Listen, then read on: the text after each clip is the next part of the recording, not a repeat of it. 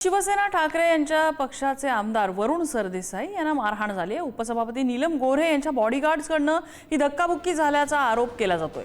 या प्रकारामुळे विधान भवनामध्ये काही काळ गोंधळाचं वातावरण होतं। विधान भवनाच्या पायऱ्यांकडे जाताना धक्काबुक्कीचा हा प्रकार घडलाय। आमच्या छातीवर आमदार असल्याचे बिल्ले लावलेले आहेत, तरीही आम्हाला कोणी ओळखत नाही, मग आम्ही करायचं काय, असा प्रश्न वरुण सरदेसाईंनी विचारलाय। इथे काय अतिरेकी घुसले? दुसऱ्यांदा झाले, दुसऱ्यांदा धक्का लागला मला। अहो धक्का लागला मला। काय विक्रम पुढे मध्ये नको येऊ नये। असे कसे धक्के लागतात? दुसऱ्यांदा मला धक्के बसले। इथे काय अतिरेकी घुसले? दुसऱ्यांदा झाले, दुसऱ्यांदा धक्का लागला मला। अहो धक्का लागला मला।